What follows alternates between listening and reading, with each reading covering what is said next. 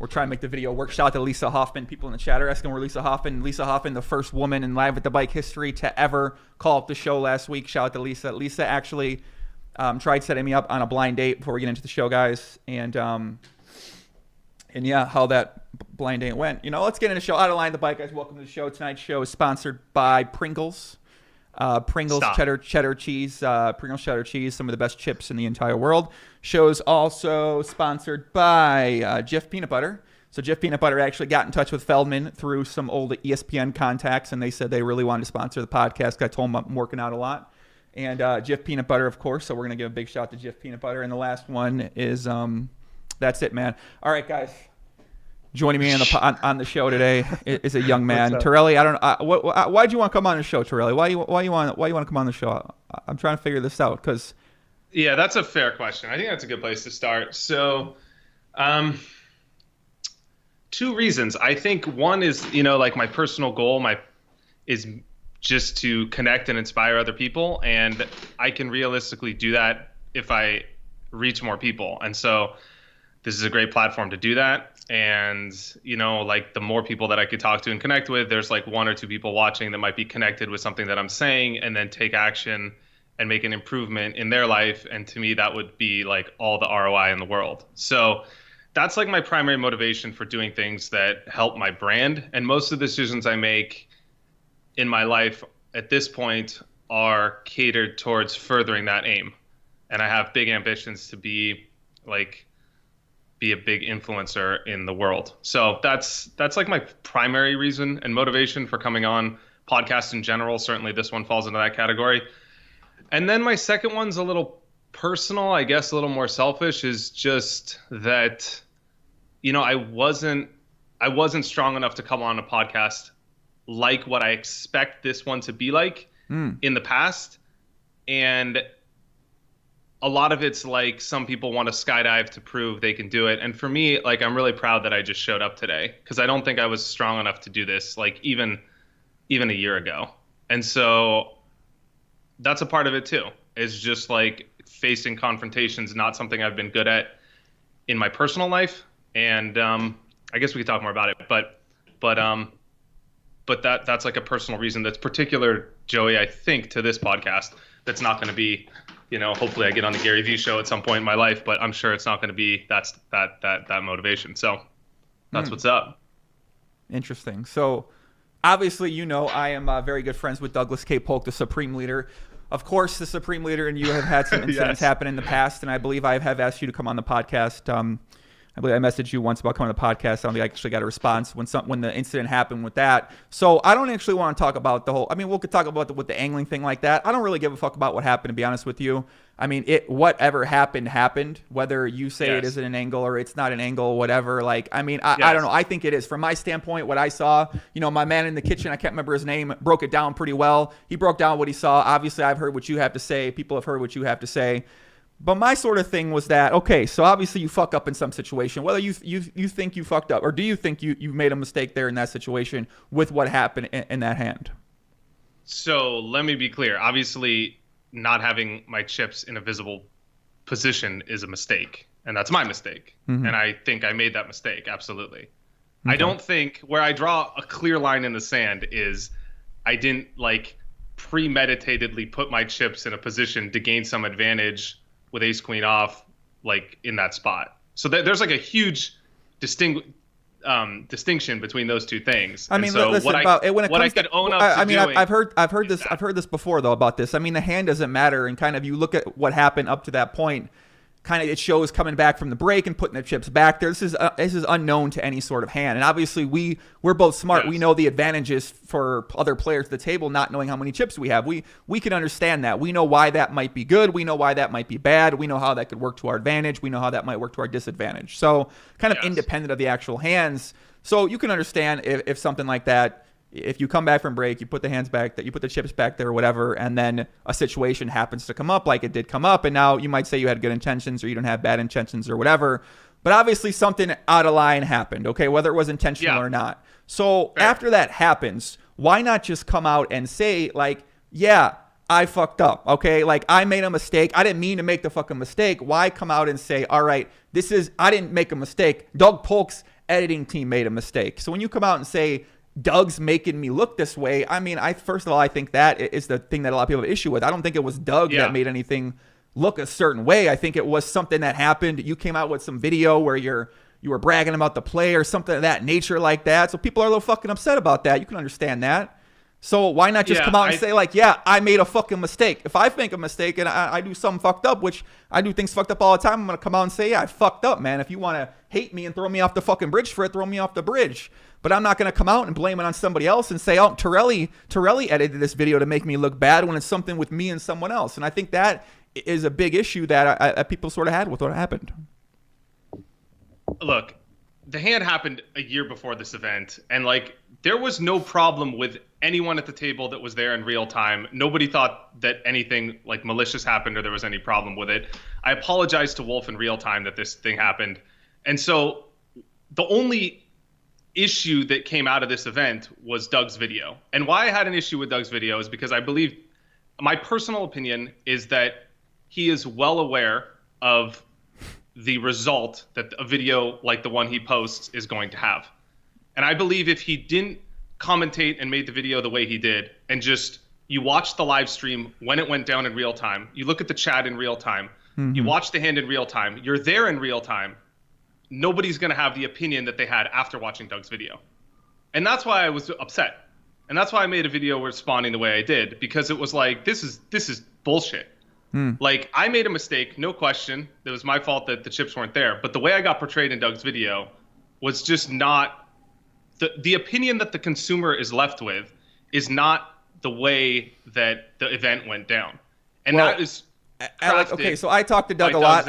I talked to Doug a lot, obviously, as most people probably know. So I know why he does what he does for certain videos, why he decides to make certain type of content, and I mean, I think you might be overestimating the exact type of impact him making a video like that pertaining to you specifically is going to have. I don't know if you think that's because you both do content, so him sort of using your name is going to leverage your name to be able to gain views or gain an audience or something like that. But I definitely don't think that's the case. I think what happened was the other player in the hand is really upset about it. Now, you mentioned you apologize to him. I've talked to this guy a few times. He hates you. He fucking he has a massive, yes, the man involved in the hand, that he shares no sort of positive sentiment towards you. I've talked to the guy numerous times about this, so this has been made clear to me how he feels about you. Obviously, the other guy that made the other video, I think that's a buddy of his. He broke the video down he broke it down in the kitchen, okay, next to the fridge or whatever. You seen that video of the guy in the kitchen who broke it down next to the fridge? No. I mean, that guy's. Hold on a second. Let me just address what like I did apologize to Wolf during the hand. I apologized 3 times to him, and so like I said I was sorry in the moment in real time. So I had nothing really more to say to Wolf. I said I was sorry. I offered him a piece of me after the game if he wanted a chance to win any equity back in my career. Like that's in my opinion, that was a nice thing to do. That's printing money. That's what all pros do amongst each other. They really offer pieces. So like. I have like Wolf never presented any. It's like so weird because like we talked like civilly after the game for legit an hour, like talking about like his personal situation, like his like me playing poker, like just like a conversation. Like you and I would have if you and I went out to get a drink. We had that conversation for an hour after the game. Like the sentiment that he had towards me at the time was not like at all about anything that's transpired since then. So like. It's just kind of weird. Like, I don't know. That's just the way the whole thing... Now I see a pattern kind of thing where, okay, so it's weird with him, and then it's weird with Doug, and then it's weird with other people that are involved in the situation. So, I mean, at some point in time, once I see a lot of things happening that you say are weird, but then they happen from here and they happen here, and I see the way that you respond to it, you can understand why someone like myself and other people would say, well, maybe there is something going on. Yeah, how would you have responded, Joey? Like, what would you have done differently? It's a great question. Like, I feel like let me just step back and say why I'm saying this. Sure. I feel like I'm getting like kind of attacked in this conversation that we're having here. And like, so I feel like you must have a way that you're saying that would be better, or like something that I could do differently. Aside from like, given what I did in real time, I apologized to Wolf and I tried to handle the situation. The floor ruled what he ruled. Like, given what happened, given what happens afterwards, like, I could have just released a tweet and said, "Hey guys, I'm sorry." Like I said that 3 times in real time. Like what should I be doing differently here? Maybe you could help me out. I mean, to me, it doesn't seem like you feel like you really did something wrong in the situation. You know, it seems like you're getting painted. It seems like you're getting painted portrayally. And plus, when Doug came out with the video, I think there was like a 3-week response time or 4-week response time. We made like a 30-minute response video to Doug's video.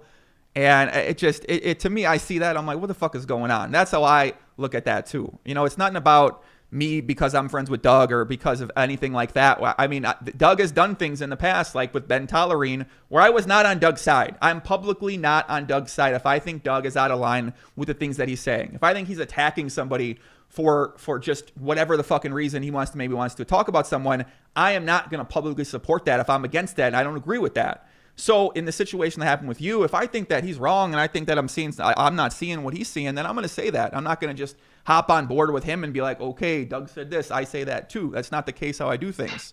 So when I saw a situation I see what happens with that. I look at the hand. I look, okay, I see the guy break it down. I see your initial response to it. I see what this guy's privately saying. I see what you respond back to Doug. And I'm like, all right. I mean, to me, it just doesn't seem like it needs to get to that point where it's a 30-minute response video. Yeah, it seems for like sure. To me, it's like, okay, this happened. You're right. Okay, I fucked up. I'm going to try not to do it again. I'm not going to do it again. I didn't mean to do it. And it goes on from there. Instead of getting into some back and forth like that or making a 30-minute response video and blaming Doug's editing team, like I'm not going to blame someone else for those type of things. Hold on. So first of all, I shouldn't have taken 3-4 weeks to respond. Like I said, I this is more like a personal thing, but I wasn't really good at conflict and confrontation. Mm-hmm. It's just like something that I haven't been good at in my life. It's something I've just become aware of more lately that's led me to a lot of problems in my life. I haven't been great with confrontation. So it was hard for me to deal with a situation like that. And I sort of went into the tank. I also didn't really know. It was also just kind of hard to deal with because I feel like I'm being the way that I am being seen by the public is not the actual person that I am, and that's like a very hard thing to deal with personally for me, especially because my reputation is so important to me, and like that's like more important than everything else. And so it was just hard to deal with a situation like that. I also wasn't anyway. So I feel like if I just came out and said, like, I'm sorry, then the public wouldn't have known that Doug's video was cut in a way that took clips out of sequence and put them together to make it look like things happened in an out of line way. Mm-hmm. And so, like, I feel like when you're trying to be a news source and you're trying to be an objective news source and you clearly have a bias in the situation, it's only fair to portray the situation accurately. And so I just feel like, I could have, like I said, Joey, what would you have done? I could have just released a tweet and said, there's no other information that's relevant. I had something happen to me. Like, what would you do? Like, I wouldn't be in the fucking spot. I wouldn't be in the fucking spot in the first place. Okay, so I would never get myself in a situation like that. That just won't happen. I mean, I've been doing content now for a long time. I've been making poker related stuff for years. Something like this never happened. So one thing that kind of did happen that's related to this is I used to have a guy on my podcast, my live streams called Stars Rec Problems. Stars Rec Problem was a guy. He was a super fan of mine. Probably still out there stalking me low key. Shout out to Mike. What's up, Mike? What's happening, Poppy? But he came with me to Vancouver for a little bit when I lived there, and he befriended me. You know, they're like a lot of people. You meet people, they try to befriend you. They message you all the time. They're always trying to hang out with you. They want to try to be close to you, whatever. So I know this guy, Stars Rec Problems. I have him on my show. I try to tell people this guy's a master degenerate. He's a losing poker player. This guy owes me money. He's owed me money for a couple months, $300, but it's okay. I like him. He's a goofy motherfucker. So I have him on my show. Then he befriends other people through my show, and he gets staked by this guy named Alexo18. He ends up scamming Alexo18 out of $30,000. So the only reason this guy ends up in the community is because I had him on my show. Now I'm telling people he's a massive fucking degenerate. This guy owes me money. This guy is not a winning poker player. Never give this guy money. But of course, people don't listen. Okay. He's a very trustworthy guy. He's good at building relationships. He's very, very good at that thing. So he took advantage of somebody in a situation where he couldn't. So obviously that happened. Now people are upset with me. Now what am I going to do in that spot? What would you do in that spot if that's you? It's a good question. Mm-hmm. I mean, it's not. I don't believe that it's your fault. So I don't know what. Like, you're not responsible for the money that the guy stole. So right. I don't know. I mean, just say sorry to everyone that this happened. And I mean, I come out with a video. I put out a video. But like, not like you're sorry that it's your fault. Just like, I might not even say anything. I mean, it's not really your fault. I don't know what to say. It's like, I would always say something. See, that situation, it is. I mean, it might not be my direct fault, but I introduced this person in the world. I told people he's out of line. You shouldn't trust this fucking guy. But it's still, I put him out there. I guess if you had him on the show and you're endorsing him, and then that's one thing. If he's just on the rail of your stream, I guess I missed that part. I don't know. Oh, we used to do these live streams where he'd come on the live stream, we talk shit, he'd talk about fucking girls in the shower, he'd talk about shit in the bag and stuff like that. Show type of thing. It was more like regular live streams. Yeah, okay, whatever. I guess you owe some sort of, like, say that you're sorry about it. Okay, I come out. See, I didn't seem sincere. Me, I was actually sorry. Like, I feel bad for Alexo. I know him. So, like, I genuinely felt bad. I said, man, that sucks. I wish that didn't happen. I can understand why it happened. He's he gets in there, he burrows his way in there, he owes you this fucking money, he's a degenerate. Like, yeah, in the future, I should probably think more about what potential impact that I might have if I let some fucking degenerate like that on the show. You shouldn't hang out with those type of people. Well, even not about hanging out with him, for sure. I probably shouldn't know, but he's a befriending guy at that time in my life. You know, he stuck around, man. People are good like that sometimes. But I come out, I take accountability for it. I say, yeah, like, that's definitely, I have some responsibility in this too. I definitely am sorry it happened in the future. This is something I need to watch out for. And it's something I try to make better with Alexo. I try to get in touch with Mike, or try to reach out to him, try to find him. The guy's MIA completely. But I'm coming out, I'm acknowledging that it happened, and I'm going to say, all right, like, I'm definitely going to let people know that I'm going to learn from that situation. So that's how I handle a situation that came up like that. So obviously when it up in the spot like you're in, I'm just going to say, yeah, like, I fucked up. To be fair, Joey, your situation and my situation were different because. Well, no shit. Of course they're different. So, but it's a very similar type of thing. Something happened. Now you take accountability for it. You come out and you publicly acknowledge it. You talk about what you're going to do in the future to avoid those things. I think I did that like in real time during the hand. But bro, man, it's about the hand. Like we're past the hand for sure. The hand's done. Now we're back. So then the only thing to take accountability for was a video that Doug made, which I took accountability for in real time during the hand. So like, who do I owe an apology to that I didn't apologize to? The public? I don't know. Well, I don't know either. I'm asking you. Like, who do I owe an apology to? I think for sure, yeah. Yeah. I think so. I mean, they certainly feel that way. They certainly feel like they feel like they're being something. I don't know, Joey. I mean, I feel like you feel this way. I feel like I owe an apology for like misplacing my chips. But like I said, I was sorry in real time when that happened. Right. I still am sorry. I had no intention of ever doing anything like that. So why do you think the public and the people out there, why do you think they are still responding the way that they're responding then? I don't think they're responding that way, Joey. You don't think they're what? I don't think that like people that like I don't think the average person like goes around and thinks that I did anything malicious. Yeah, I don't know if they think you did malicious. Maybe they think it's more. They might think it's more just who you are as a person, your personality, independent of the actual situation. So people watch how someone handles the situation, and then they make a judgment on what kind of person that they think that person is. I believe that people don't judge the person that they see; they judge the way that they see the world. Like, there's a great quote. I'm probably butchering it, who it's from. It's like, we don't see the world as it is; we see the world as we are. And so, like, people that see a situation like that and that don't know me personally and that are going to judge who I am as a person and, like, how I behave and, like, my ethics and know nothing about me, like, I'm sorry for that. So like, I feel empathy. Right, I feel empathy. Right. Hold on. Because I feel like I haven't spoke. I feel empathy for people that, like, generally just, like, troll other people. Like, that you have to be in a bad place to be like trolling people on the internet and getting significance from that. I feel really bad. Like, I don't know what to say. I feel like it saddens me to see that like other people try to bring others down to make themselves feel better, to bring themselves up. Like that's a sad thing that we see with social media today. Like that people, like, the fact that social media has become like a negative place is like really sad. Like, it should be a place where people are encouraging other people and being positive.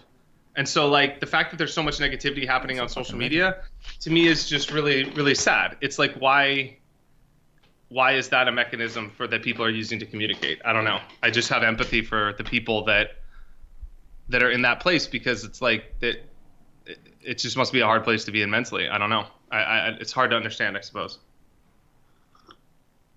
Do we have something like kind of positive to talk about, or like not about? Like, I'm cool talking about more about this. I feel like we're beating a dead horse. If you have questions, I don't feel like I'm beating a dead horse at all. Hold on a second here. If you have like a question that I could answer, I'm really happy to do it. I feel like we have different opinions about this subject. I don't feel like there's much more that I can say about what happened that I haven't said. Right. Other than I'm really sorry that the situation happened. I had no intention that this ever happened. If I could go back and change it, I'd pay $100K and change. Like, what do you want me to say? Like, I don't really know. This is the point of the show to me. This is kind of what I like accidentally like put myself in a tough spot. Like, I don't. But to me, so basically, like like people say it don't sound sincere. Like I don't see any sincerity out of what you're saying. And for me, I know what your goal is. Your goal is you want to better your image, or you want to repair your image, or you want people to get to know I don't. That's the not real my goal. you, or you want them to get to know who you. But I mean, I feel like these things to me, these are things I'm trying to answer for myself, because these are things I've been wondering too. So when I sort of see the things that happen and see the things that you say and put out there, I'm trying to figure out more about who you are as a person and about how you handle situations like this. And now I'm getting to learn more about who you are as a person. But I mean, for the most part, I'm not going to, we can talk about different things for sure in a little bit, but this is something I definitely want to address because this is something I've been vocal about. Something I've talked with Doug a lot about on my own content, and privately we've talked to Doug. I've dealt with hundreds of comments from people on social media asking about the situation, and on YouTube and on Twitter, Instagram, and stuff like that. So I'm trying to get what exactly your takeaway is from, and kind of, and people in the chat saying about getting him on the show. So I mean, listen, I'm asking questions. When Feldman said, "Do you want to have Alec on the show?" I said, I mean, not really, no, because I don't know what exactly I'm gonna ask you. I don't know what I'm gonna say, but I said, all right, I'll have him on the show. We'll talk about what happened. I'll see what he says, and then we can go from there. I mean, okay. Yeah, I guess I could only say that I'm sorry that the situation happened. I'm sorry that I put my chips in the wrong place. I'm sincerely sorry to Wolf. But that's fine. That's fine. I'm sincerely, I am sincerely sorry this happened. Like, if I could go back and change it, like, I would give anything to change it. Like, but I just think that that's so obvious. Like, I don't see how to say it other than that. Like, I'm deeply sorry. Like, I really don't know. That's all good. That's all good. Let's take a call, guys. Let's get a call in the chat here. Will somebody call in? Let me get. So how do we choose, like, whatever? I don't care. Let who call, who you want to call. Yeah, man, it's just a shitty spot. Like, I wish I could go back and just have my chips in the right place, and like none of it ever happened. But it's like I just feel like that's so obvious. Yeah, man, it's just a shitty spot. Wait, can we bring him in? Hold on a second. Hello. Hello. Hold on, I'm trying to add you to the call. Hold on a second. I don't know how to do this. Wait, I'm trying to make this work. Resume call. All right. I don't know how to fuck. Why'd you put me on hold? I don't know how to add someone to the call. I'm trying to add a call here we took, but I don't think I know how to do this on here. I mean, what would you have done? Like, what would you have done differently? Like, how do I be more sincere? Like, what? I think it's like a. What would make you feel like I was being sincere, other than like just apologizing profusely to Wolf and saying that I was really sorry that the situation happened, and genuinely wishing that I could change what happened? Like, I don't understand. Like, how can I be more sincere in your mind? I mean, that kind of comes down. I mean, I don't think it's in my mind, right? It's how a person acts. It's how you act. It's independent of me. Yeah, I guess. You know what I'm saying? Yeah, I get. Yeah. Like, how do you think a person? What makes someone sincere that you meet? When you meet someone, what gives you the impression that they're sincere? Or they're not a genuine person, or they're a trustworthy person? I don't know. I feel like most decisions you make in life are just like intuitive, right? Like, you don't really, like, you can meet someone and then I could like shake someone's hand and be like, oh, you know, I really like this person because of the way they dress or whatever. But like, you know, it's mainly just like how you feel about that person, right? Like, it's just like your intuition. It's like, how do you know when someone's bluffing? You just kind of know, you know, or you just kind of know they have a good hand. guess that makes So, sense. I don't know. I'm breaking out it's some just red like, here. I got the heat on here, kid. It's this. I don't know what's happening. The show today is giving me the redness on my neck here. I'm trying to figure out what's happening with this thing, man. Hold on a second, Alec. Hold on a second. Are you reading the chat? Joey, aren't you like? Can't we talk about like? I mean, we could talk more about. If you have another question for me, I'm happy to answer. I really don't want to think of like dodging any questions. But can't we talk about like something positive, like? Give me what do you want to talk about? What I got going on in my life, or like what is how the world's gonna be better in the future, or like some ideas for how poker could be a better place. Like, isn't that so much more of like an interesting discussion? What do you want to talk about? Give me a topic. What would be a good topic for you? Any ideas, man? Like, I don't know. You've interviewed a lot of people. Like, just something like cool. Like, don't you want to like? I don't know. Like, you know nothing about me. Right. Like, wouldn't you be curious before you make a judgment about someone to know like how they see the world and like more about them as a person? Like, I don't know. You're a good interviewer, right? Like, maybe you ask them questions about like, I don't know what just anything. Like, I mean. It's just surprising to me that like that isn't also like a focal point of our conversation. Because like I know you make a great show, you host a lot of people. I knew coming on the show that you're gonna like ask me some tough questions. Mm-hmm. I just felt like I would also have like the respect to be asked some questions about like just things that like are positive in the world. I don't know, man. I don't know. I told myself I'd gauge my reaction from my first conversation from having these talking points with you, man. I think when it comes to my show, I know I can make people look. Normally I think when I have somebody on, man, I'm pretty indifferent about them for the most part. I'm not a big judgmental person. I don't really we don't even know each other. I don't really dislike. How can you have an opinion of me? We don't know each other.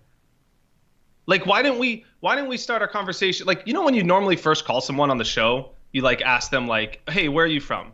Like, where did you grow up? Like, did you struggle? Like, oh, your parents were divorced. My parents were divorced. Like, oh, you fucking like beer. Oh, I like beer too. And then you kind of try and like make these little connections that make your conversation just flow more naturally. Mm-hmm. Like, we didn't do that. Like that's not natural. I got no love for angle shooters, bro. I got no love for angle. Listen, man, I can't. I just have no love for angle shooters, buddy. I just don't. I'm sorry, man. I can't fake it. I can't lie. Short stackers, nits, angle shooters. I got no love for that, man. That's come on. That's bad. That's not a thing I want to promote to the community out there and say, hey, like. All right. So like, you just wanted to come on to drill me? Like, really? I mean, you could have drilled me privately. Like, I don't know. I don't know. I guess you wanted to come on. I came on to ask the questions that I think people were curious about. I asked the questions that people were curious about. We'll take some questions from the chat, though. We'll see what they have. I think we have to be objective. Like, Joey, you're usually pretty objective. I'm usually always objective, my friend. I'm usually always objective. So, to be fair, like, I was coming on the show with the understanding that you were, like, going to be, like, at least objective. Like, you presented one side. You've stated your opinion on this. Like, why can't we also, in addition to basically you stating your opinion about me publicly, you also kind of go in a direction that's like civil, and we have like a conversation about like other shit and try and find something in the world that us two fucking geniuses have in common. Like, there's got to be something. Do you like fuck, dude? I like what do you have in the morning? Do you drink bulletproof coffee? Probably. No. Like, do you fucking meditate? Probably. Do you do yoga? Like, maybe. Do you fucking work out? Sure, I do that too. Like, like there's got to be something that like you can have a conversation with me about, like, aside from just like drilling me the whole time. Like, if you want to drill me for an hour, like sure. I mean, I don't know, but I just feel like I'm just kind of saddened that like you're not even curious like about having a conversation. I don't know. That's just kind of sad to me.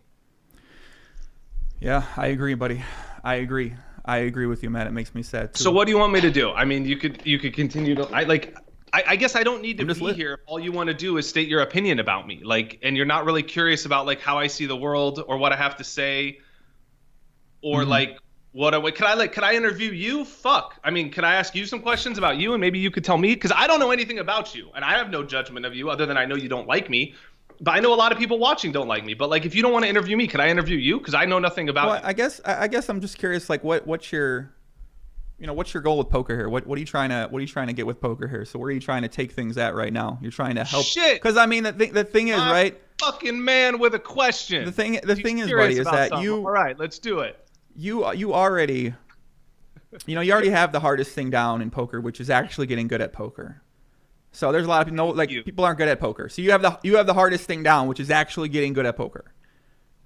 So to fuck things up from that point on, I mean, it's pretty hard. Once you're good at poker, that's the hardest thing. If you're great at poker, people are just going to respect the poker ability. Usually that's going to overcome everything else.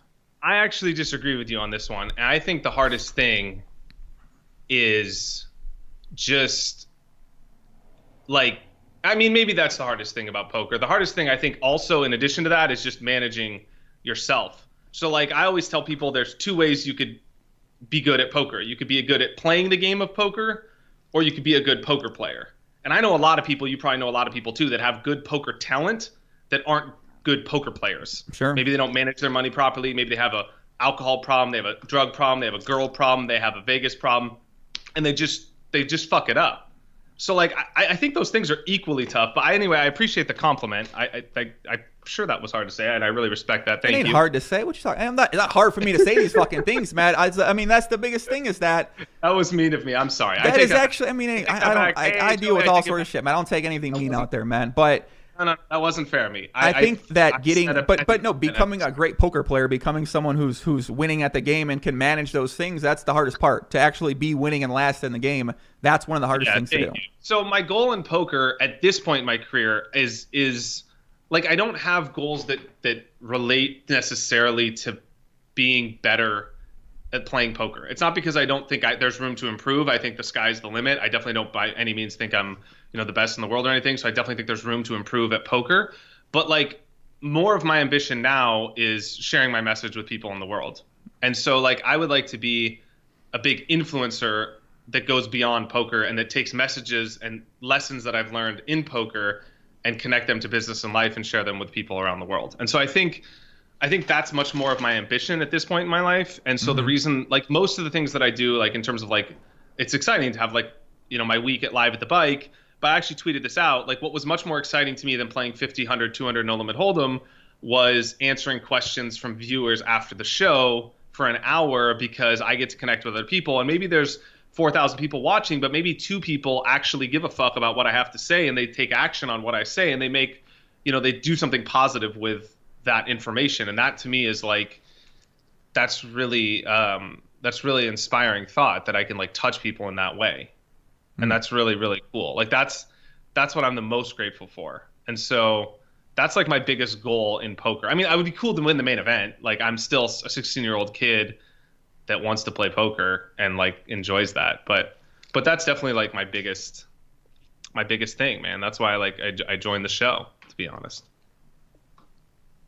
So ideally you want to take the knowledge and the things that you've learned over time and help other people out there that want to listen to you or respect you to listen to you or are interested in what you have to say, that sort of thing. And then eventually parlay that information, get better at that skill, and then take that skill outside of poker, whether it's to life coaching or whether it's to, I don't exactly know what it'd be, something related to that nature. Yeah, well, there's not like an ROI. So I believe that people have like, or at least for me, I noticed personally that I have like a business and then I have like a passion.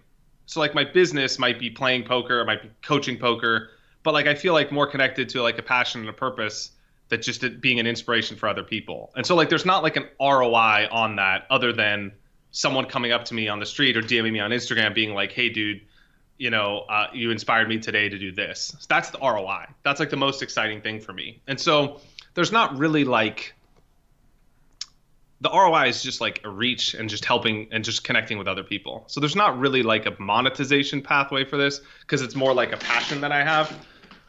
But yeah, like, I mean, there's so much that like, I guess like nothing, if you look at a lot of things that people say, like, there's not many things that are like really new. It's just people share them through the art to which they see the world. If you're like a great painter, you can draw inferences from painting that could apply and help people be more creative. If you're a great writer, you can share those messages too. And I just think that poker is a really great teacher for life, and there's a lot of things that you could learn in poker that make you a better person. At least that's happened for me personally.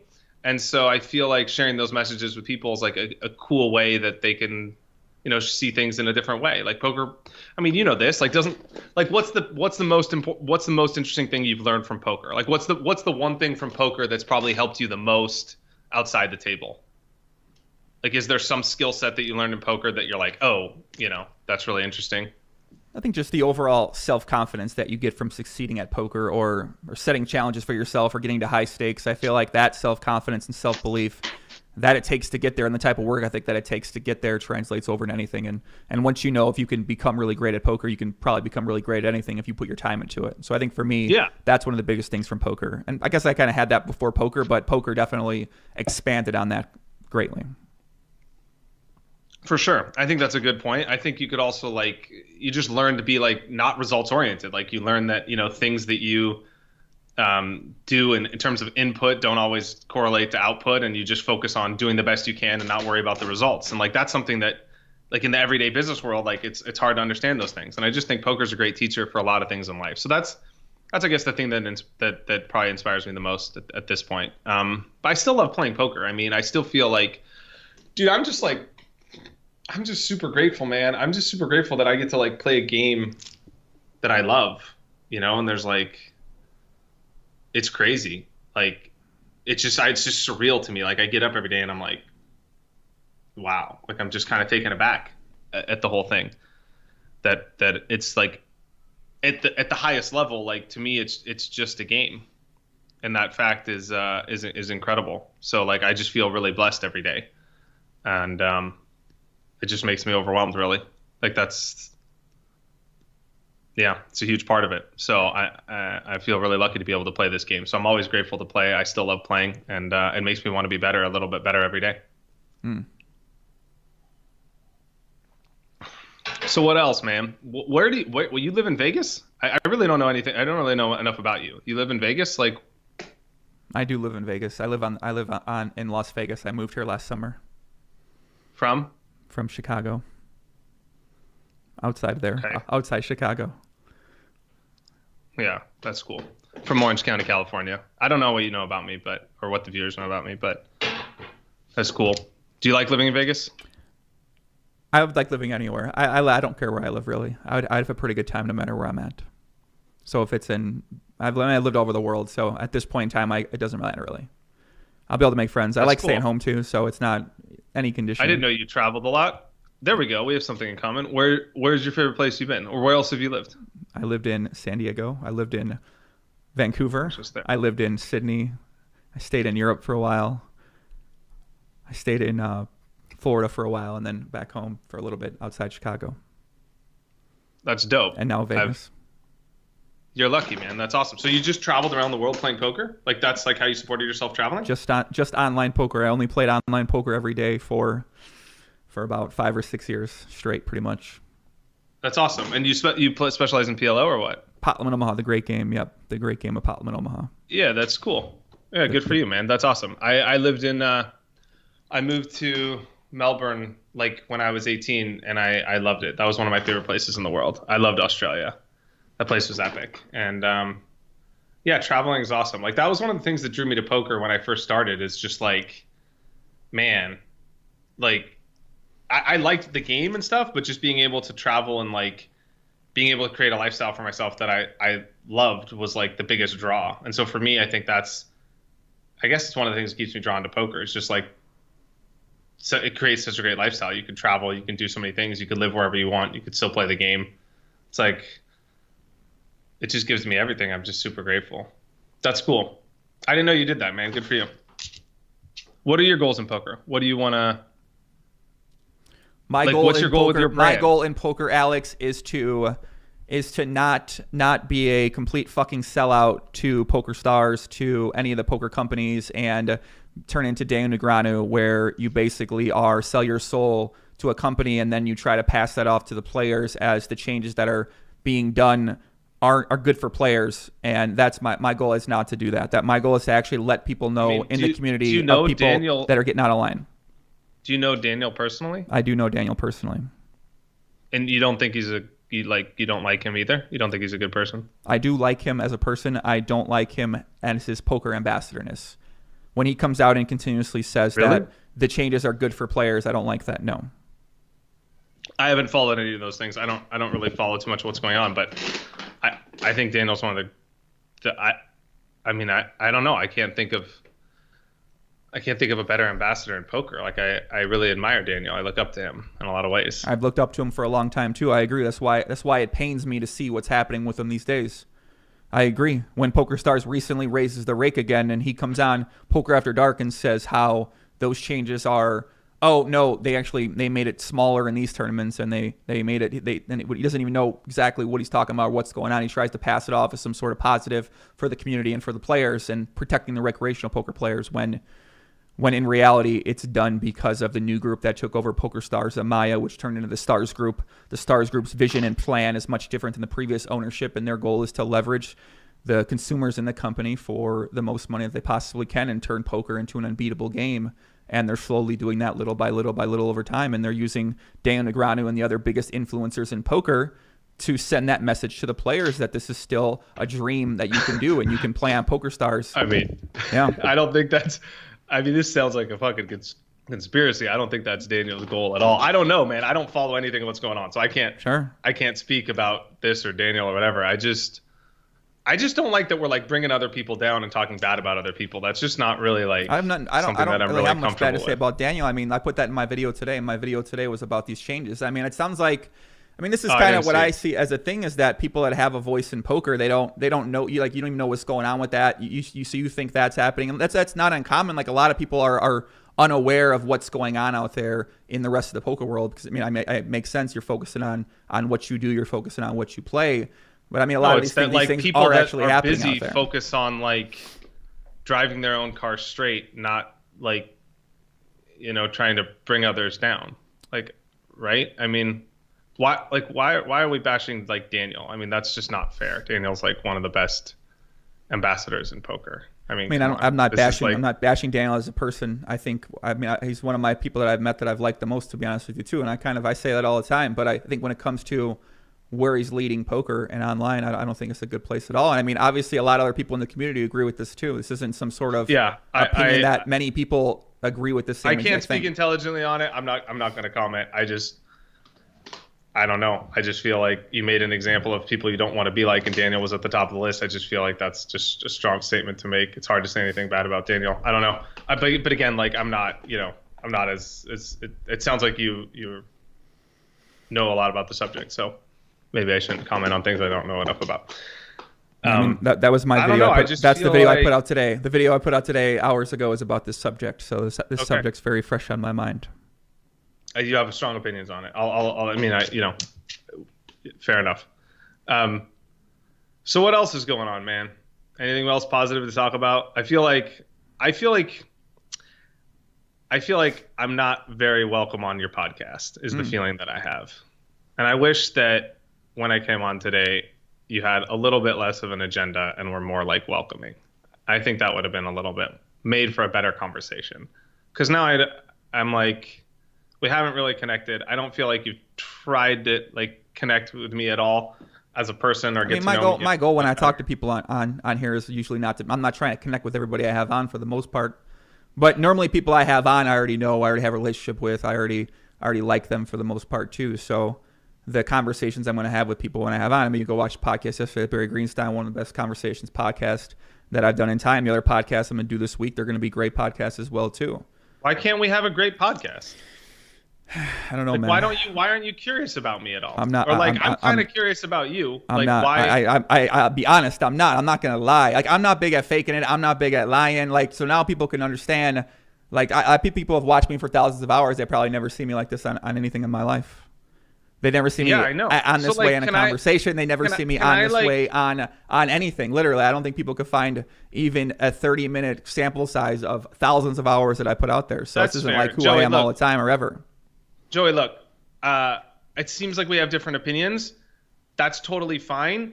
I really actually would love to talk to like the rail. So would it be too disrespectful if like I just talked with the rail? because it's clear you don't want to talk to me. You don't really give a fuck about me, which it's fine. That's cool. I mean, it's not that I don't believe you really. But like when you say these things, I don't get a very genuine vibe from you, and that sort of comes from the other things that I've seen. This is my opinion on things. To know me, you're not trying to get to know me. So you're making a judgment about me, and you're not trying to get to know me at all. Like you don't care about getting to know me at all. You don't. I feel like I've got to know you over the years from watching some videos or following on social media or seeing what you say, seeing how you respond to things. You don't think that's getting to know? Who are we getting to know then? No, I don't think you know me at all. Well, who are the people getting to know in that situation then? I mean, so if they follow your social media and if they follow your posts and if they follow the videos, who are they getting to know then there? Yeah, sure. You see me like review a hand of poker on the hand of the day. Like podcasts like this are a chance for you to get to know me as a person outside of, hey guys, it's Alec Torelli, welcome to the hand of the day. Like that's what this is for. And you don't want to do this, even though this is what you do for your brand or your job or whatever you call this. Like you don't want to do this with me. And that's fine. But can I just talk to the rail? Because I actually would genuinely like to fucking talk to people. Well, they're saying a lot of nice things out there, so go ahead. That's fine. Like, could I just can I just take a caller from the rail? Like that I like, or can I just like? Sure. Let's see if we can put him in here. Hold on a second. I don't want you to take a caller though, because I'm concerned that you're going to bring someone on the show that you. You think I pre-picked out? What do you got a conspiracy theory? I'm not pre-picking out anybody over here. Let's see if we can make this work here. I wouldn't be like shocked if you pre-picked out a caller to have on the show. I have to be honest. I wouldn't be shocked. How do we add these things to? I just wanted to come on the show to connect with like the audience. Bro, I get why you wanted to come on the show. I get why you wanted to come on the show, man. But I'm not here to play image repairman for what's happening here. Like I'm not on here to have you put out some image I don't think is an authentic image to people and sort of promote you through me. What I do that is promoting you through me. So if I say, hey, like I think I made a mistake. That we'll go. You know what I'm saying? Like that's not what I'm here for. That's not what I'm here to do. I just thought that like we could be adults and have a civil conversation. I don't know. Maybe I'm too optimistic as a person. I just thought that was like reasonable thing to do, and like you're just not willing to do that. And that's sad. It saddens me. You're not willing to do that. That's fine. I mean, that's fine. I don't know what to say, bro. Like, I can't lie, man. I'm sorry. I can't lie. All right, Joey. I appreciate your time today. I'm really sorry this didn't work out. I would love to connect with the audience more in the future. I'd love to host my own like show on Live at the Bike where I could actually talk to them and get to know them a little bit better. I'm sorry that we couldn't do that and come to like a civil discussion here today. I just feel like I'm actually a little shocked. Like I was expecting you to like. I knew you didn't like me. I just was expecting.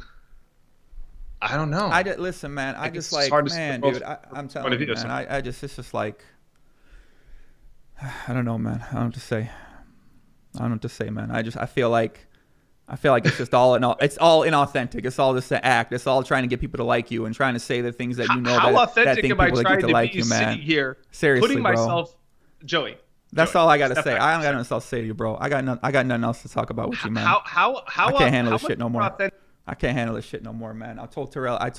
Listen, guys. I don't care if you guys are mad, upset or not. You think me? I don't care, man. It's cool what it is. Like I can't listen to this fucking guy no more, man. All right, I can't do it. I don't believe a goddamn word he says. All right, he responds to the angle shooting incident in a way that.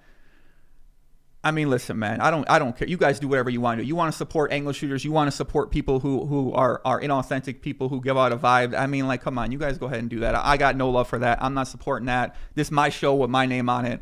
I'm not supporting Out of Line to Bike with me. It's not what I'm doing, man. Okay, that's not what I'm doing. So you guys decide whatever it is that you want to do. But let's take some calls, man. Let's get some calls out there in the chat. I can't take it no more. Hello, who's this? Hey, man, I'm calling from Bama. What's up, brother? What's happening?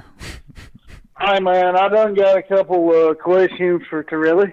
Torelli just took off, man. Sorry, man. I just couldn't do it no more, man. I'm sorry. I couldn't do it. I tried my best. I tried hard. I couldn't do it, man. I dealt with the answers at the beginning. Man, I couldn't do it. Man. That's okay, man. Well, just keep doing your shows. You know, he sucks anyway, man. It's cool.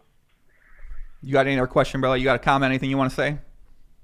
Oh, man, just keep doing the show. Like watching them, man, and that dude done sucked for years. Don't worry about it. Roll Tide. Okay, thanks, man. Much love, kid. Ay, man. Ay. But yeah, guys, is what it is, man. I'm sorry, guys. I apologize for. What's up? Who's this? 919. Yo, Joey, baby. This is Paulie B, long-time listener. Let me talk this shit about Alec. No. Wait, I'm not trying to ask mine to talk shit like that, but just give me your opinion. What was your takeaway from the show? Well, Alex, I don't know. He's just so fake. He's on there. He just keeps talking about what he wants to talk about and his feelings. He should have just started talking to the rail. He's just talking about what he wants to talk about. Why didn't he just start talking to the rail instead of being a little bitch? I mean, I don't know. I'm not ready to say it was being a little bitch or anything like that. But I mean, I don't know. I feel like I wasn't getting anywhere. I wasn't getting any sort of genuine answer from nothing I haven't heard repeated numerous times. I mean, I know the playbook. I know what people say when they want to say things to be liked. I mean, I've encountered hundreds of people over my life. I've had conversations with 100 people over my life. You know, I add in the actions I've seen over time. I look at the actions and the responses. I look at the people that he's dealt with. You put all those things together and you deal with that. I mean, I know what the point of the, I don't know, man. I know what the point of the show is. The point of the show is to come on here to get to let the audience kind of get to know him better and get people to like him. Like, I get it, but I don't know. Anybody that watches all these videos knows that. Like, you watch Alec's videos and you watch his response with Doug Polk. I mean, anyone who's thinking and watch those videos know he's bullshitting. And then he's coming on here all touchy-feely. Like, oh, I want to talk about what I want to talk about. Oh, why can't you get to know me? If I've watched 100 hours of your videos, I don't know you. I just know the hands you reviewed. I mean, that was a stupid argument to begin with. This guy's a smart guy. Why would he give a stupid argument like that? I don't know, man. Who knows? You let him have it, though. I wanted him to stay on. I don't know. I wanted him to stay on for sure. This is what it is, man. Let me take another call. Much love, brother, okay? Yeah, have a good one. Much love. No, yeah, I agree. I definitely agree. I talked with Feldman. I said Feldman, I would hear him out, man. And that's what happened, guys. So I heard him out. I was curious exactly what he'd say. I thought he would come out here. I felt like it'd be a little different out there. So it is what it is, man. It is what it is. If people thought I was professional previous to this, I don't exactly know who they're watching. I mean, I'm usually pretty professional on all the things that I do and all the content that they put out there. So, hello, who's this? It's Brandon from Chicago. What's up, Brandon? What's happening? Not much, buddy. I'm happy I got through. One, you don't look like yourself at all in this video. So, yeah, you're definitely hitting the nail on the head there. And two, I cut out with you when you were with the female a while back. I'm from Orland. Okay. So we want to see you come back to Chicago and play some hands out here from poker. We'll play Pot Limit Omaha and what have you. You want to see what? But we want to see you come back out to Chicago and play. Now that everybody knows you, come back out to Chicago, play at Hammond or something, and come out and play Pot Limit Omaha or something. Randomly for like the World Series circuit events or something like that. I don't know. I never really played live when I lived there anyway, so. Well, now you can come back. You got a persona, so you come back. We'd all love to have you here. So basically, I'm saying come back. But in regards to the show tonight, yeah, that was a train wreck. Literally, I feel where you're coming from. I think that Alec obviously doesn't really have the fortitude that he should, like he did back in the day. Ever since the angle shooting situation happened, I feel like Doug Polk did a really good job of pointing out the player's perspective, and I think everybody who's on your side and Doug's side would say that he should have at least give the guy back whatever was left over from the amount that he thought he was playing. So if that was $10K or whatever it was, he should have been man enough at the end of that show or what have you, just to say, here's your money back. But he's gone on this tangent of saying that, oh, I didn't know, and the floor said so-and-so. And I think that when he comes on live with you, he has to know from the get-go it's going to be a shit show. So, yeah, I mean, like I said, it wasn't my idea. I didn't reach out to him and say, you want to come on the show, man. It wasn't. I said I didn't want to have him on the show. Feldman talked me into having him on the show. So I told Feldman I would try, man. I said I'd try. I'm going to try to make it happen, but. So what was it tonight that like made you feel like he wasn't being as genuine as what maybe you thought he could have been?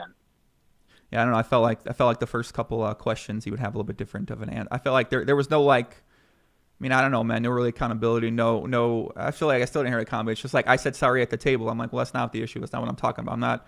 We're over the table. We're talking about after that. We're talking about how you deal with the subject. We're talking about how you deal with the situation, how you deal with people, how you respond to a situation, like those sorts of things like that. And when you see the person that's in the hand have such very negative and very mean takeaways and words that he has for his interactions with Alec during it and after it, and you see the way that he responds to other situations that took place and what he said, I mean, I don't know, man. Like, I can't, what I'm saying is what it is. Like, I got nothing bad to say. I don't talk about the guy ever outside of this anyway. So this is the first time I've talked about him or even brought it up at all for the most part. So except, we got to shout out Double A Alec Torelli week when he had on Live with the Bike, but that's about it. So I'm just not good at, I'm not good at like, I'm not good at like faking things like that. That's kind of what it comes down to. I'm not here to fake it. I'm not here to put on some sort of act and pretend I like somebody and pretend that whatever it is, what it is. Like if it comes off looks like this or looks like that, it is what it is. But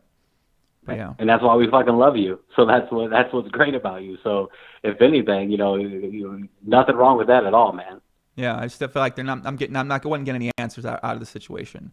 I was getting a lot of runarounds, a lot of circles, a lot of things like that. Like I said, I've talked to a lot of people. And normally I got patience for that, man. I got a lot of patience for the most part. Who did I have on? Hasib Qureshi. Hasib Qureshi talked for 25 million. He talked for 99% of the podcast. And he's saying a bunch of shit like that. And I don't really know much about him, though. I know he's been involved in some things. I know he's been involved in situations, but I don't know much about him. So I gave him the benefit of the doubt. I didn't personally know about what he did. I wasn't involved in those situations. If I was involved in situations, I would have said something because I would have had more information, more knowledge of what he's talking about. And in these particular situations, I have a lot more knowledge and a more insight and a better understanding of exactly what went down and what happened. So for me, when I ask questions, I get answers like that. Like, I mean, I don't know. I feel like I can't let that just like that, those things be said. It's just, to me, I don't know, man. It's just, No, man, you said it the right way, man. You were just going with your heart, and we all hear you, man. It is what it is, man. It is what it is, yeah, guys. I'll let you get to another caller. But I'll take one more. I'm gonna take one more call. I'm gonna wrap it up about this for sure. All right, buddy, man. We appreciate it, man. Keep doing you. Much love, kid. Peace. Yeah, wait. Do we have more call here? Let's see.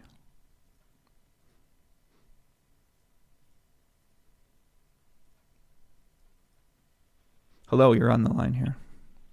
Yo, what's up, Poppy? What's up? It's Ricky. What's up, buddy? Ricky Yomang? Ricky Yomang, what's up, Ricky? Not much. I was just going to give you an update on the YGG, that young girl grind. How's it going, kid? We got a girl coming over tonight, so it's mission accomplished. Jesus Christ. Wait, what was that? What did I tell you about last week? I don't even remember. Let's go watch it again. So what happened? What went down? What do you mean? Well, what happened? What did you do? For the girl? Yeah. I hit her up. I said, what's happening? What's popping? My name is Joey Ingram. I mean, Jesus. I don't know. I don't know what you want me to say. You want me to go through the whole thing?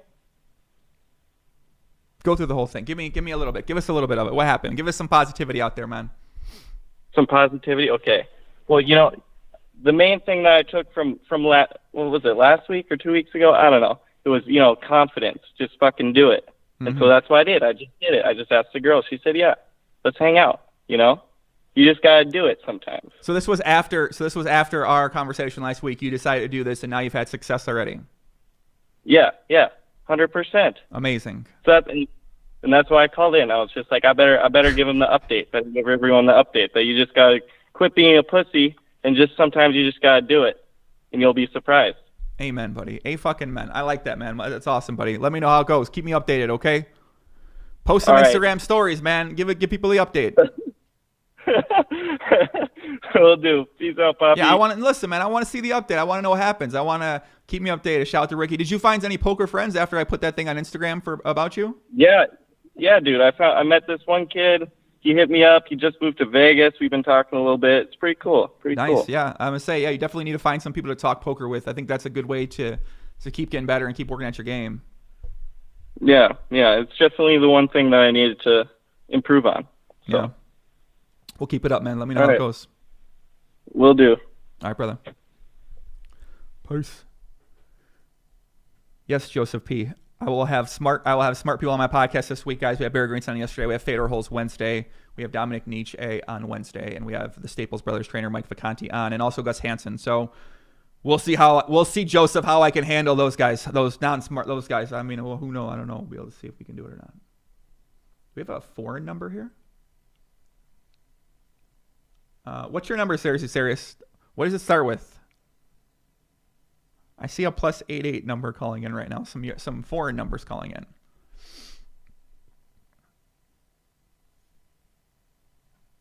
Let's see if we can.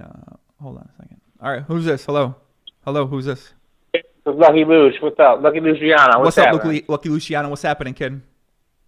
Oh man, just checking out the pod, man. Just checking it out, doggy. What are you thinking, Lucky? What are you thinking? Oh man, I got mixed feelings, man. I was pretty rough and raw dog back in my day, man. I got mixed feelings, Joe. You tough character, man. I'm not mad at you. I don't blame you. I just got mixed feelings, man. I don't know. Give me the mixed feelings, buddy. Give me the mixed feelings. Oh shoot, man. I would have been a little bit easier on the kid. You know what I mean? I'm not trying to come across as a softie or nothing, you know, these days. But I might have been a little bit easier on him a little bit. I don't know. I could feel that. I mean, I definitely understand where that's coming from. I could see that. I'm just being all 100 with you, man. I mean, no, I appreciate that, man. I definitely understand what you're saying. I can understand the idea of going. I mean, it's a lot easier to bash a dude. I'm the easiest person in poker. To be cool, you know. I mean, it doesn't. Nobody likes an angler, and I don't know. It is what it. Like, I ain't trying to make no friends with no one to like make fake friends. I'm not like that. That's how people are in poker. They're gonna make fake friends. They're gonna avoid that kind of shit because. Like, for a number of different reasons. It's not good for business, or they don't want to avoid some sort of uncomfortableness and type of thing like that. They want to suck everybody's dick. They want to get people to like them. And that's not what I do. That's not really what I'm about. And I mean, that's just never how I can be. So if I feel a certain kind of thing, man, it's just how I'm going to deal with it, man. I feel you 100%, man. I mean, I've been in the streets. I've been in the military. I've been in the jail. You know what I mean? I know all about being fucking raw dog. You feel me? For sure. You know, no homo. You know, I don't know if that's politically correct, but we on Joey's show, so we're gonna keep it like that. So. No, 100%. I mean, I know where you're coming from, though. I can definitely understand that too. Yeah, I don't know. I mean, he's for one thing's for certain is he's regretting his actions now. He's definitely backpedaling. He's regretting his actions now. I think you know what I mean. I think he'll probably view it as my fault. No, hell no. He's trying to make some makeup for quite some time now. You know what I mean? He wants to get his image back. Ain't no doubt. If he knew the way that it was going to snowball, then he would have been like, oh shit, let me just give him this $10,000 right now. There ain't no doubt about that. You know what I mean? 10 racks ain't shit to him. You know what I mean? Let me give him his little $10,000 right there on the spot, which is what should have happened. This is what should, forget, let me give you a piece of me. No, fuck that, dog. Here's your 10 fucking racks, and I fucked up, and here it is. That's what would have happened on the spot if you're sitting at the bar and you're talking to the dude for an hour. I mean, whether you give him the $10,000 right there on the cameras in front of everybody, or you give him to him on the low, or you even give him like 5 on the low. You know what I mean? Like, hey, you know what? Here's 5. Don't run my name through the mud, and now we're cool. You know what I mean? But there wasn't none of that, right? I mean, I can understand him not wanting to give the guy fucking money too. You know, I mean, like I said, I get where it's all coming from. You know what I mean? I can understand why he might have did the situation that he did. So it is like that is what it is. I'm sure things like that happen a lot in poker, and we just don't know about it because it's not on television. It's not on stream. You know what I mean? Right. And I'm not trying to, I'm not the one to play the devil's advocate because that ain't my friend. I don't like that dude anyway. I like the devil's advocate though. I don't mind it. It's okay. Yeah, devil's advocate, baby. I got no issue with anyone out there for me playing the devil's advocate, man. You know, and that's why I come on here. I'm like, I'm not trying to get soft in my 30s or whatever, you know what I mean? But I've seen a lot of things, you know what I mean? And I don't know if dude's trying to be sincere or not. I mean, I understand. I can see both sides of it. Like, I respect him as a poker player, and I appreciate some of the things that he has to say, and But there's also, I can also see a phony side of him too. You know what I mean? I can see both sides of it. Mm-hmm. So, you know, and I appreciate your realness, man. I ain't one to ride a dick or nothing like that, but you certainly didn't pull any punches this evening, sir. You know, I didn't expect the broadcast to be like it was, man. I watched the whole Greenstein, man, and Barry's always been one of my favorites, man. And see, that's a whole different thing. Like when you saw Barry just sitting in his bed and just going through the whole life spiel, you know, you just know he's being all 100. There's not a second thought in your mind that he is just telling you how it is. He'd be like, well, I can't tell you this person's name or his face or the situation, you know, because of certain reasons, but he's being 100% authentic. And there's not a second thought in your mind when you watch him, Barry, he's 100% authentic. There's not that 2% doubt, you know what I mean, or 10% doubt or whatever it is. But there kind of is with this individual. There is that 10% or 5% doubt. Like, yeah, maybe he's trying to pull a fast one. Maybe he's bullshitting. You know what I mean? That's the vibe I'm getting. Listen, man, I don't want to let him pull a fast one on my goddamn show. It's my show, man. It's my show. That's your show, Joe. He can talk to me outside. It's all you, brother. I just want to say shouts out, man. You definitely he wants to get to know me outside the show, whatever we get to know each other, man. It ain't happening it's not happening out here. Like it's I tried. Hey man, you have a good evening, man. I appreciate you keeping it 100, dog. I had a fast ripcord, man. Okay, I had a fast cord. I'm hopping out the plane. I was in the plane. I hopped out the plane fast. All right. I hopped out the plane. No doubt, man. Hey, much respect, man. Keep up the good work, man. Much love, man. One. All right, man. One. Peace out, man. Someone said listen, man, the dude's a fucking angle shooter, bro. Okay, I mean, like he responded to the situation. I'm sure he's doing more things like that. I mean, I don't even believe him. I don't know if I believe him. I think he maliciously did that stuff with his chips. I don't think that was real. I don't think he was lying about that to start off. I think he actually meant to do that on purpose. I really do. I think he plays enough live poker to understand what that potential action might have on the situation. So I don't believe that was. So when he comes on and say that's not true, that didn't happen, I don't believe that to begin with. So, you know, kind of from there, like I said, it didn't start off strong out the gate. Let's see if Serious calls up in here, man. We'll see if we'll take another call or two here. We're gonna wait for Thomas to call up here. The editor in question. The editor in question. He said he's calling from what, 404? It ain't my job, Joseph P. Joseph P, why you in here for so long, bro? It ain't my fucking job. Come on. It ain't my job. Come on, man. Come on. I see some people calling up. I see a bunch of numbers coming in here. Busy signal. Keep trying, Thomas. I wish I had Thomas's number here. You could just send it to me. Oh, I see it now. Hello. Who's this? Thomas? Billy. What's up, buddy? This is Thomas. What do you think? What's up, man? Thanks for taking my call. No problem, brother. How's it going? This is all your fucking fault. Good, You're the one that edited the video, damn it. Yeah. So to people listening that don't know, I'm seriously serious. I do a lot of the editing on Doug's videos. And I didn't catch the whole show today, but I did catch some of the beginning, and I kind of heard the tail end of Alec talking about, like, deceptive editing and lies and stuff. Is that right? Right. Okay. This really bugged me, man. When he did his, 30-minute response video, I'm watching it, and one of the first things he says is that, lies were told through the video editing, and my heart skipped a beat. And I said, oh, shit, did I make a mistake? I better go back and check through the tape and make sure that, everything was correct. So I did, and everything was fine. He's talking about, the chronological order and how, things were put out of order, and it's just not true. And this isn't, a conclusion that you could accidentally come to, right? You would have to just be deliberately lying about this, and I'm really annoyed that he's still lying about this, and it's a provably false thing. He even posted, the original footage, and I guess just assumed that nobody would check, which for 30% of people is probably true. So his fans are just going to assume that everything he says is true. But right. That is some sociopathic shit, man. So this weird vibe that you get from him that comes off very inauthentic and stuff, I think that's what it is. And maybe he believes his own lies. I don't know. Maybe he's a bit of I don't know what his deal is, Joey, but that really rubs me the wrong way, and I wish he would stop saying it. That's the same takeaway I had from when he started saying, I'm like, the video, it's like told lies. I'm like, well, I kind of know a little bit about how the video was made. I know, like, I've talked about this stuff with Doug before. I know that it's not the video wasn't made in a lie. It's not showing some lie. It's actually what happened. What happened. You made a video about it.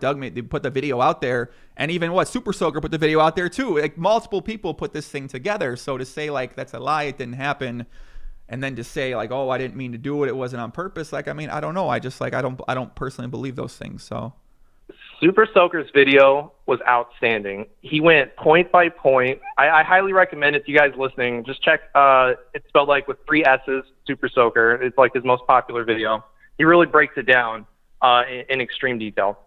And I know, Joey, people might give you a hard time for talking to Alec the way you did today. But the thing is, man, it's really easy to just like smile and laugh and ignore all these unpleasant things and pretend like everything's great, you know, and Daniel's a great ambassador and PokerStars is the best fight and ACR is cool too, you know, but it's difficult to really examine these unpleasant things, and it's the thing that needs to be done, man, and, you know, just keep fighting the good fight and keep your head up. We're trying out there. We'll see. I mean, listen, I'm not like the fucking White Knight ambassador who's never out of line, but sure. I don't know, man. You know what I'm saying? It's just like, look, man, somebody's got to do it. And you know, when people like Alec are saying, can't we just keep it positive? Why do we have to bring up these negative things all the time? Well, that's awfully convenient when the unpleasantness doesn't cast you in such a great light. Yeah, I agree with that. Definitely agree with that, man. Yeah, someone in the chat says, man, authenticity and integrity matters. And when people are only talk in flowery words and never want to examine the hard issues, maybe they're not being completely straightforward and honest. Yeah, that was kind of the takeaway. Like he said, I didn't get to know him. I felt like I got to know him pretty well from those first answers. I mean, I knew what I knew what I wanted to know. That was what I wanted to know. I found out what I wanted to know. Anyway, great video today, man. Keep up the good work. Much love, brother. Later. Take care, man. Shout out to Thomas out there. Always working hard, putting out great video, working with Doug Polk. And yeah, guys, that's all I got. That's all I got for today. Much love. Much love, everybody. Thanks for tuning in. Thanks for tuning in for sure. And yeah, that's all I got. I don't have anything else. That was the first show I've never enjoyed doing. And yeah, that's it. Much love. Peace out.